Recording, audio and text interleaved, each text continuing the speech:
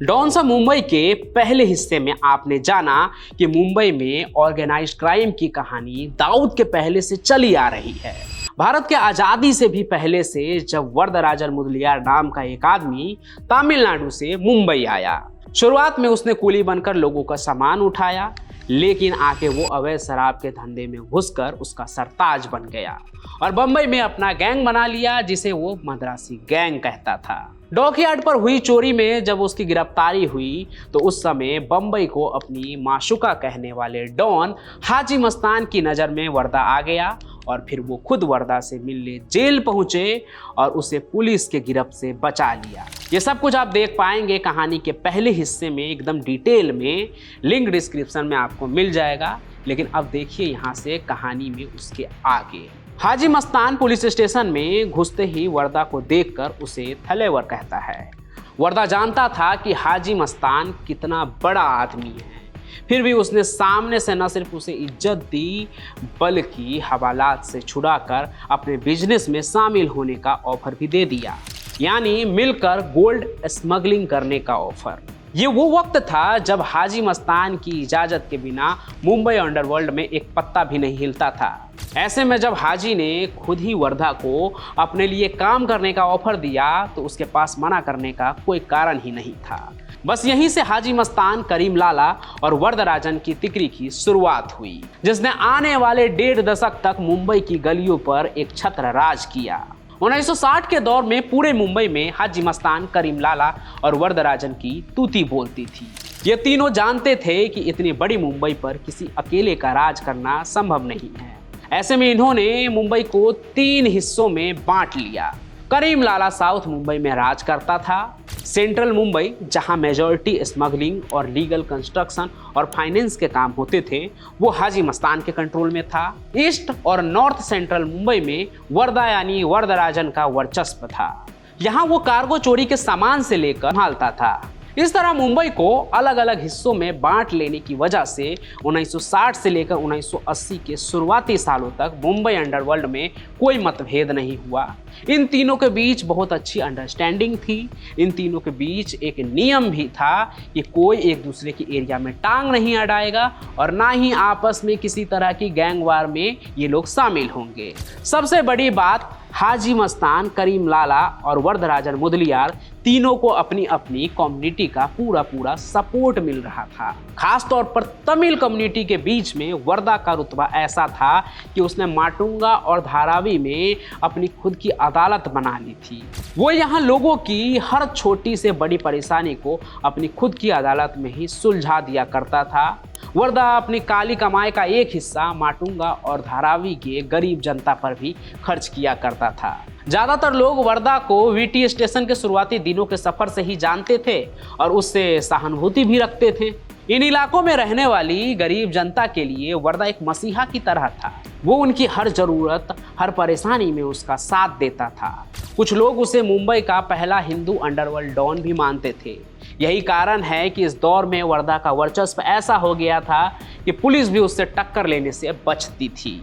मुंबई में एक ऐसा दौर भी आया जब वरदराजन की तस्वीर मुंबई की मैगजीन्स कवर पर छपने लगी। उन दिनों तो वर्दा का रुआब बहुत ही बढ़ गया था। ऐसा कहते हैं कि जब भी वरदराजन को किसी पुलिस वाले से मिलना होता था तो उससे पहले ब्लैक लीकर का एक ग्लास उस पुलिस स्टेशन के टेबल पर पहुंचा दिया जाता था, जिसे देखकर ही सब समझ जाते थे कि वरदराजन उस पुलिस वाले से मिलने के लिए पुलिस स्टेशन आने वाला है।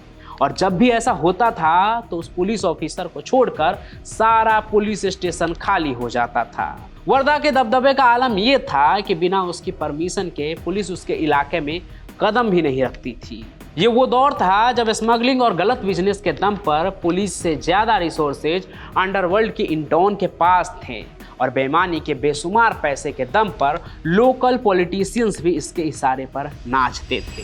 तो ऐसे में जो पुलिस वाले बिके उन्हें खरीद लिया जाता था और जो नहीं बिके उन्हें डॉन्स अपने पॉलिटिकल सपोर्ट से चुप करा देते थे। 1974 से 77 तक डिफेंस ऑफ इंडिया रूल्स यानी DIR के अंदर उसे जेल में भी रहना पड़ा यानी वर्धा को, लेकिन पॉलिटिकल बैकिंग और लोकल इन्फ्लुएंस की वजह से उसके खिलाफ कोई भी क्रिमिनल चार्ज साबित नहीं हो पाए।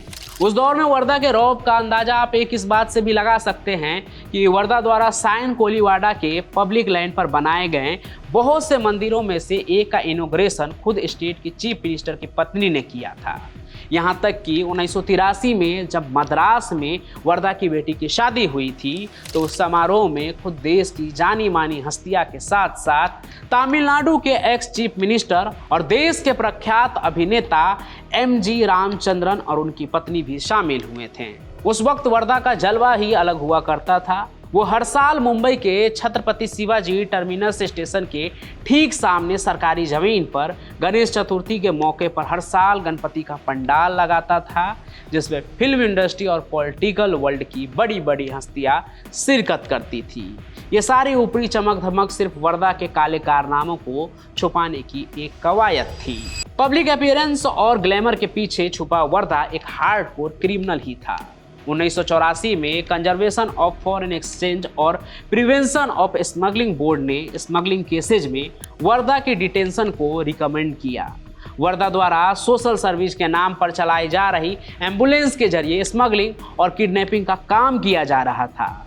वर्धा के दो जाने पहचाने साथी कोरिया उर्फ ख्वाजा भाई और महेंद्र सिंह सोम की गिरफ्तारी भी हुई थी, लेकिन इतने सबूत के बाद भी वर्धा हर बार अपनी पॉलिटिकल बैकिंग की वजह से पुलिस की पकड़ से बचता रहा। 1983 में भी वर्धा को पुलिस शिप पोर्ट्रोस से स्मगलिंग के केस में केवल 10 लाख रुपए का फाइन लगाकर छोड़ दिया गया था। पर अंत तो हर चीज का आता है ना।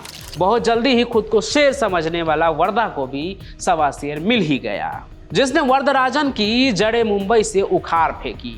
1980 के दशक से ही वरदराजन के अगेंस्ट पुलिस की ओर से लगातार छापेमारी बढ़नी शुरू हो गई थी। इस सब के पीछे एक पुलिस ऑफिसर YC पवार का नाम सामने आया।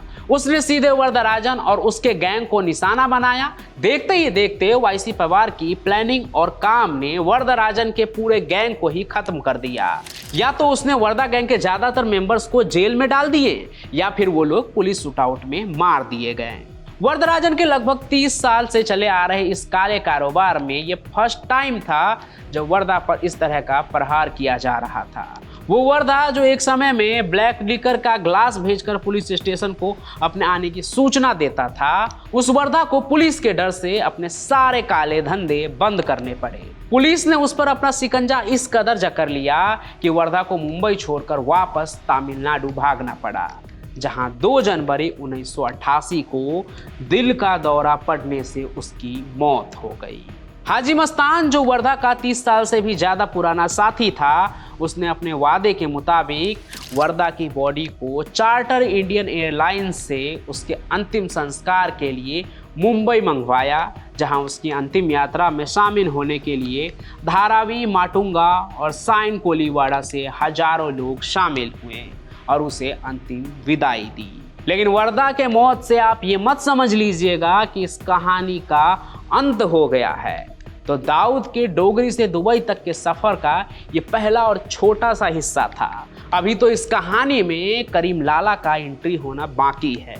करीम लाला जिसके पठान गैंग से सामना होगा दाऊद और उसके भाई का। लेकिन इस कहानी के आने में अभी थोड़ा वक्त है। तब तक आप क्राइम कनेक्ट के और भी जो प्लेलिस्ट है उसे खंगालिए। बिहार और उत्तर प्रदेश के बाहुबलियों की कहानी सुनिए, लिंक आपको डिस्क्रिप्शन में मिल जाएगा। बाकी वरदराजन की कहानी आपको कैसी लगी वो भी हमें कमेंट बॉक्स में ज़रूर बताएं। साथ ही साथ हमारे इस कहानी को लाइक करें, ज़्यादा से ज़्यादा लोगों के साथ शेयर करें, हमारे इस चैनल को ज़रूर सब्सक्राइब भी कर लें, हमारा हौसला बढ़ाएं। हम फिर मिलेंगे नए सफ़र में, तब तक के लिए आपका बहुत बहुत धन्यवाद।